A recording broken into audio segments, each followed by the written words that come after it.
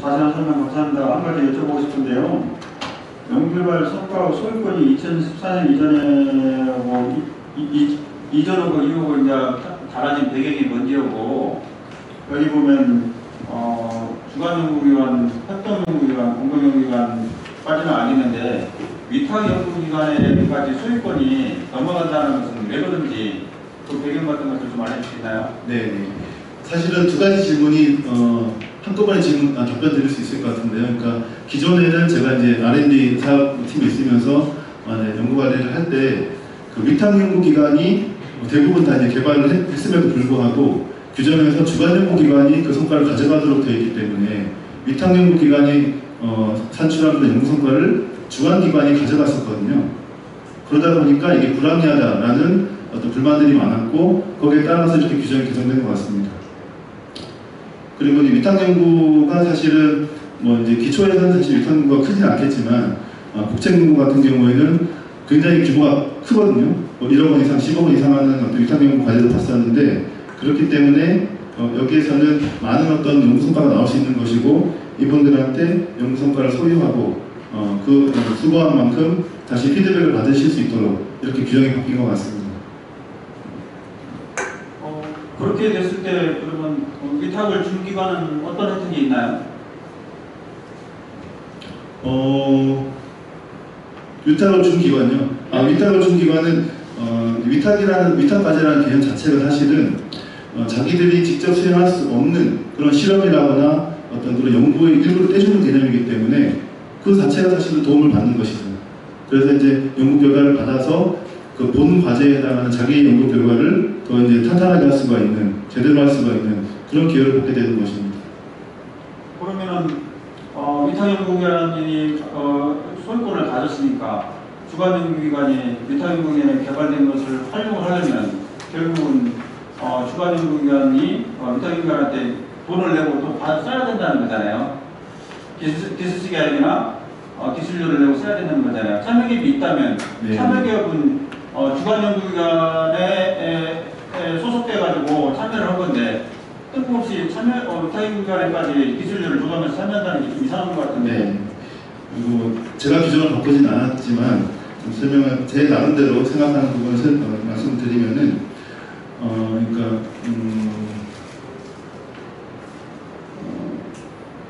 그죠?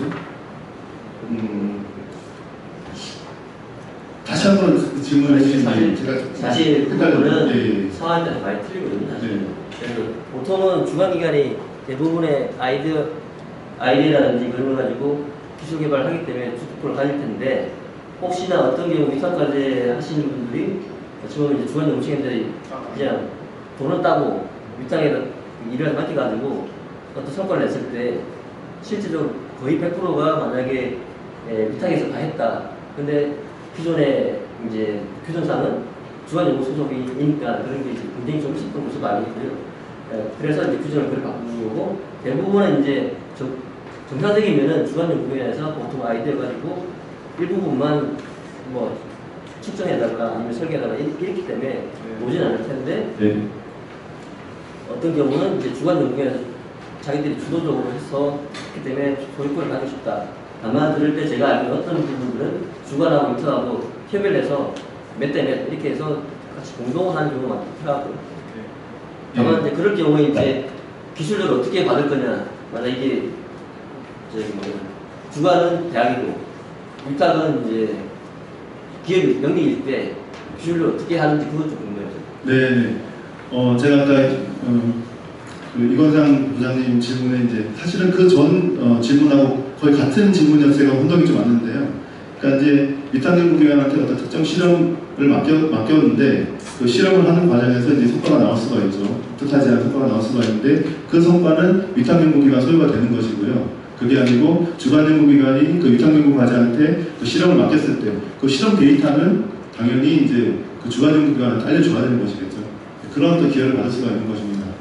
그리고 이제 주간이 대학이고 그리고 이제 뭐 공동이나 협동이 이제 기업인 경우에 그 소유권, 그러니까 이제 아까 말씀드린 것처럼 소유권 관계가 중요합니다.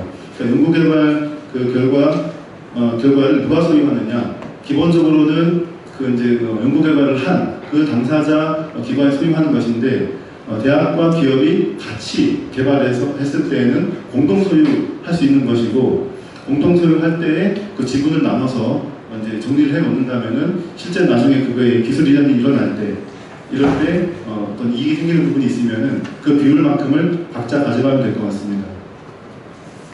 그러니까 지금 제가 여쭤보고 싶은 게 자꾸 물어봐도 되는지 모르겠지만 지금 다른 분들도 이렇게 기다리고 계신 분이 있어서 혹시 다른 분도 계시면 질문 받겠습니다.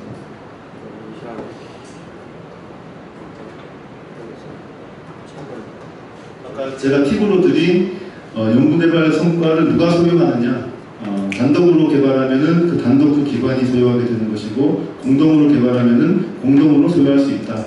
예, 그렇게 이해해 주시면 좋겠습니다.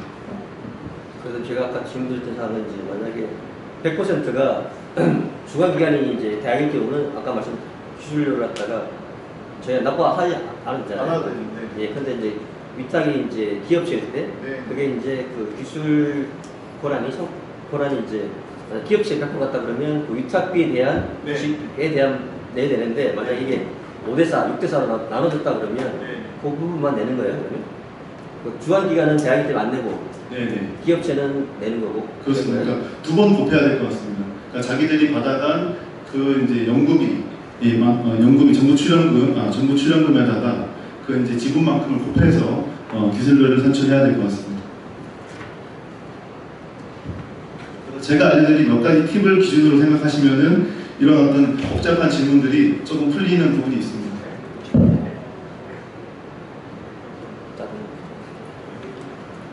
간단하게 두 가지 질문 드리고 싶은데 기술료 지금 비영리에서 사용하는 경우에 예시를 이제 계산식을 넣어갖고 지금 해주셨는데 지금 첨단이 이하 단위를 절사를 하셨는데 이게 이렇게 되는 건지 그거는 사실은 더 검토가 필요한 부분입니다. 제가 그냥 이해하기 쉽게 말씀을 드렸는데 저는 안 올리면서 그렇게 표현을 했는데 만약에 그게 올림을 해야 되는 상황인지는 사실은 그 상황이 되면 유권에서 좀 해야 될 것 같긴 합니다. 또 한 가지는요. 기술료 납부 계획서 제출하는 게 기술 수지 계약 체결일인데 예를 들어서 10년짜리 과제가 2000년도에 계약 실시한 걸 체결했어요. 그럼 이제 최대 5년 안에 기술료 납부를 해야 되는 것 같은데 아까 설명하신 걸로 이해하기로는 실제로 지원받은 정부 출연금을 가지고 계산을 해야 될 것 같거든요. 10년짜리 과제에 대해서 나머지 기간 동안 만약에 지금 2년차에 계약 실시했으면 뒤에 뭐 7, 8, 9, 12 연도에 대해서는 실제 얼마 지원받을지가 확정되지 않은 상황인데 계산을 어떻게 하는지. 제가 발표한 내용을 거의 다 대부분 다 이해하시고 질문하시는 것 같아요. 그러니까 중요한 거는 이제 아까 제가 양식이라고 말씀드린 그런 양식의 이제 작성 방법에 보면은 그러니까 정부 출연금을 기준으로 이제 잡을 때 그 정부 출연금은 총 연구 기간의 어떤 연구비가 아니고 그 기술이 산출된 시점까지 당해년도까지 정부 출연금입니다. 그래서 이제 만약 10년짜리 과제인데 5년차에 성과가 나왔는데 그걸 기술 이전했다, 정부 납부를 해야 되는 상황이다라고 하면은 1차 년도부터 5차 년도까지의 정부 출연금을 더한 그 금액이 모수가 되겠습니다. 중간도 상관없다? 네? 그러니까 만약 5천원인데 이게 5천원 초반에 만약에 됐다. 기술 실시 계약이 됐다. 다만 이제 돈은 만약에 5천원인데 1을 받는데 1을 안 쓰잖아요. 1,000만원을 쓰고 나머지 11개월 동안은 남아있잖아요. 그런 경우는 이제 안 썼더라도 5천원 전체 돈을 다 하는 거예요. 네, 맞습니다. 그 이제 작성 방법에 보면은 당해년도 정부 출연금이라고 되어 있기 때문에 이거는 그냥 전체를 보는 게 맞을 것 같습니다. 좀 유리하게 하려면 말에다 말이 괜찮아요.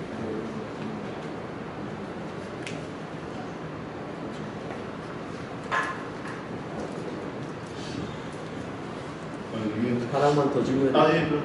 이게 중간에 아까 경상기술료 뭐 이런 게 나왔는데 혹시 사실 도착 안 될 것 같은데 매출이 얼마됐는지 아니 어떤 기술이 그 제품에 얼마만큼 이게 효과가 있는지 10%인지 20%인지 이걸 갖다 미리 정하고 경상률을 갖다 측정하고 그다음 매출 보고에 대한 부분이 저희가 꼼꼼하게 확인할 수 있나요? 근데? 사실은 이제 제가 이제 16년대 담당할 때 경상기술료가 한 건이 이제 거의 처음으로 접수가 돼서 나름대로 이제 위원회를 꾸렸는데 그때 위원회에 그런 부분들을 다 감안해서 고려해 주실 수 있는 분들을 모셨습니다. 기본적으로 매출액을 봐야 되기 때문에 회계사를 모셨고 그리고 이제 그 제품에 그 얼마나 기여했는지를 보기 위해서 그 과제에서 나온 성과가 그래서 이제 최종 평가에 참여하셨던 평가위원을 모셨습니다.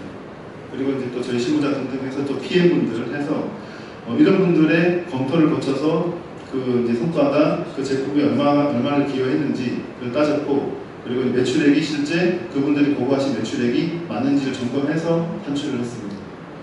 또 한 가지 더 여쭤보고 싶은데 그러면 네. 여기 경상기술료 산정을 할 때 그전에는 그 매출액이 발생한 때부터 뭐 몇 년간 납부한다든지 뭐 8년이랄지 아니면 뭐 20년을 해도 상관없고 그랬던 것 같은데 5년간 딱 납부를 이렇게 제한하는 배경이 문제였고 왜냐면은 처음 사업하실 때는 매출도 적고 초기이기 때문에 아주 적을 텐데 왜 이렇게 초기에 적게 나올 때 받고 많은 건지 그것도 의문이고요. 아예 적게 받는 것을 목적으로 한다면 매출액이 아니라 순이익을 대상으로 한다든지 그런 것도 아니고 좀 이게 이렇게 된 이유가 뭔지 궁금하네요. 사실은 제가 그 부분은 모르는 내용인데 제 짐작으로는 이제 정부 납부 기술료의 취지 자체가 그 기업한테 뭘 이렇게 얻어내기 위한 그런 취지는 아닌 것 같습니다. 아니 그러니까 그 기술 수수 계약을 체결할 때 주관연구원이 외국을 체결할 수도 있잖아요. 외국 대기업하고 예를 들어서 신약 같은 경우 네. 여기 개발비는 뭐 1억 됐더라도 외국이 400억, 500억 이렇게 받아가지고 쓸 수도 있는 거잖아요. 옛날에 한미약품처럼 1조 원에 그런 것도 기술 계약도 있잖아요. 네. 그런 케이스 매출을 5년 동안 납부한다 그러면 좀 외국한테도 이렇게 적용하는 건지 잘 모르겠네요. 네. 그런 부분들은 좀 더 검토를 해봐야 될 것 같습니다.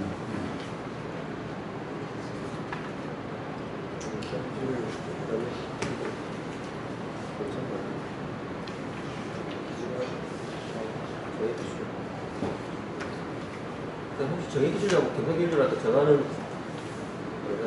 예. 기준이 있나요? 아니, 그거는 원하는 게 내는 사람이 선택하도록 되어 있습니다. 내 사람이 예. 유리한 걸로 하고 있다. 네. 그리고 참고적으로 이제 저는 이제 오늘 발표를 이제 과기부 처리 규정에 맞춰서 했는데 제가 이제 이렇게 하면서 산업부나 중기청이나 이제 다른 부처의 기준들을 보니까 거기는 이제 워낙 기업을 상대로 이제 지원을 하기 때문에 굉장히 더 기준들이 이제 까다롭고 구체적이었습니다. 그래서 이제 그런 부분들은 또 이렇게 다르게 또 이해하실 필요가 있을 것 같습니다. 네, 오늘 이렇게 경청해 주셔서 감사드립니다. 네.